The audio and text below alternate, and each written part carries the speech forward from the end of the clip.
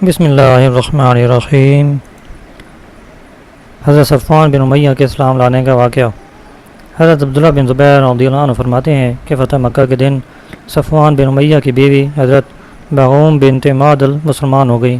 ان کا تعلق قبیلہ کنانہ سے تھا، لیکن خود صفوان بن امیہ مکہ سے بھاگ کر ایک گھاٹی میں چھپ گئے تھے۔ ان کے ساتھ صرف ان کا غلام یسار ہی تھا۔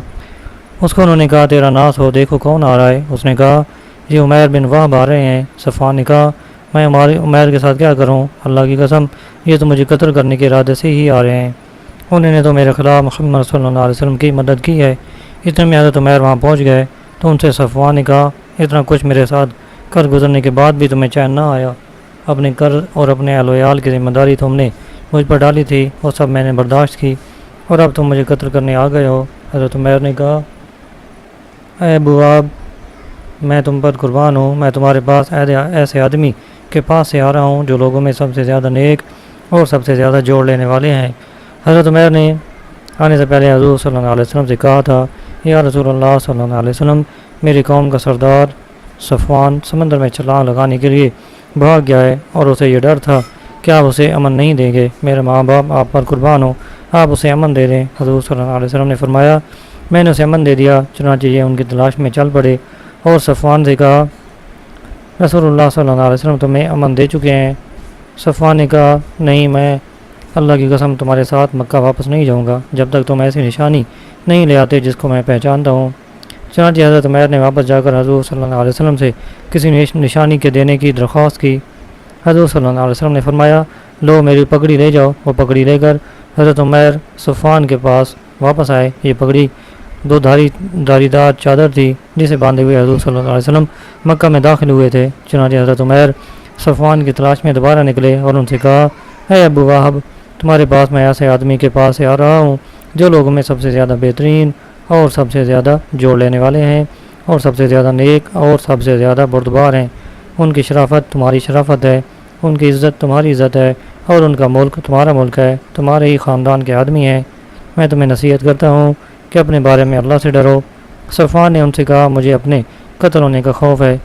حضرت عمیر نے کہا، حضور صلی اللہ علیہ وسلم تو تمہیں ایمان میں اسلام میں داخل ہونے کی دعوت دے رہے ہیں۔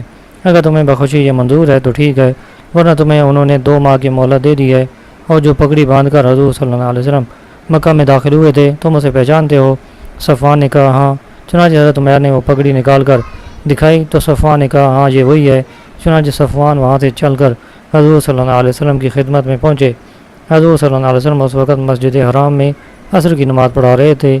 یہ دونوں وہاں پہنچ کر کھڑے ہو گئے۔ صفوان نے پوچھا، مسلمان دن رات میں کتنی نمازیں پڑھتے ہیں؟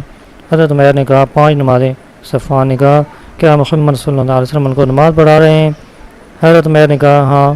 جو ہی حضور صلی اللہ علیہ وسلم نے نماز سے اسلام پھیرا، صفوان نے بلند آواز سے کہا، اے محمد صلی اللہ علیہ وسلم، عمیر بن وہب میرے پاس آپ کی پگڑی لے کر آئے ہیں اور یہ کہتے ہیں کہ آپ نے مجھے اپنے پاس بلایا ہے کہ میں اسلام میں داخلہ پر راضی ہو جاؤں، تو ٹھیک ہے، ورنہ آپ نے مجھے 2 ماہ کی مہلت دے دی ہے۔ حضور صلی اللہ علیہ وسلم نے فرمایا، اے ابو وہب، سواری سے نیچے اتر آؤ۔ انہوں نے کہا، میں اس وقت تک نہیں اتروں گا جب تک آپ مجھے صاف صاف بیان نہ فرما دیں۔ حضور صلی اللہ علیہ وسلم نے فرمایا، 2 ماہ چھوڑ تمہیں 4 ماہ کی مہلت ہے۔ چنانچہ صفوان سواری سے اتر آئے۔ پھر حضور صلی اللہ علیہ وسلم صحابہ کا لشکر لے کر حوازن کی طرف تشریف لے گئے۔ اس سفر میں حضور صلی اللہ علیہ وسلم کے ساتھ صفوان بھی گئے، وہ ابھی تک مسلمان نہیں ہوئے تھے۔ حضور صلی اللہ علیہ وسلم کو 100 زرہیں ماں سارے سامان کے بطور عاریت دیں۔ انہوں نے کہا، آپ مجھ سے یہ زرہیں میری خوشی سے لینا چاہتے ہیں یا زبردستی؟ حضور صلی اللہ علیہ وسلم نے فرمایا، ہم بطور رعایت کے لینا چاہتے ہیں جو واپس کر دیں گے۔ چنانچہ انہوں نے وہ زرہیں عاریتاً تحفہ دے دیں۔ حضور صلی اللہ علیہ وسلم کے فرمانے پر وہ زرہیں اپنی سواری پر لاد کر حنین لے گئے۔ وہ غزوہ حنین اور طائف میں شریک رہے۔ پھر وہاں سے حضور صلی اللہ علیہ وسلم جعرانہ واپس آئے۔ حضور صلی اللہ علیہ وسلم چل پھر کر مال غنیمت کو دیکھ رہے تھے۔ صفوان بن امیہ بھی آپ کے ساتھ تھے۔ صفوان بن امیہ نے بھی دیکھنا شروع کیا کہ جعرانہ کی تمام گھاٹی جانوروں، بکریوں اور چرواہوں سے بھری ہوئی ہے، اور بڑی دیر تک غور سے دیکھتے رہے۔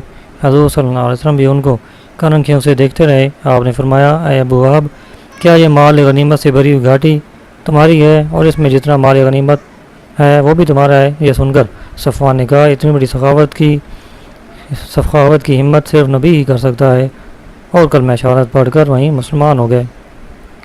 حضرت صفوان بن امیہ فرماتے ہیں کہ حضور صلی اللہ علیہ وسلم نے ان سے زرہیں غزوہ حنین کے دن بطور عاریت کے طلب فرمائی۔ انہوں نے کہا اے محمد صلی اللہ علیہ وسلم کیا آپ چھین کر لینا چاہتے ہیں؟ آپ صلی اللہ علیہ وسلم نے فرمایا نہیں، میں تو بطور عاریت کے اپنی ذمہ داری پر لینا چاہتا ہوں، اگر ضائع ہوں گی تو ان کا تاوان دوں گا۔ چنانچہ کوئی زرہیں ضائع ہو گئی، حضور صلی اللہ علیہ وسلم نے ان کو ان کا تاوان دینا چاہا تو حضرت صفوان نے عرض کیا یا رسول اللہ صلی اللہ علیہ وسلم آج تو میرے دل میں اسلام کا شوق ہے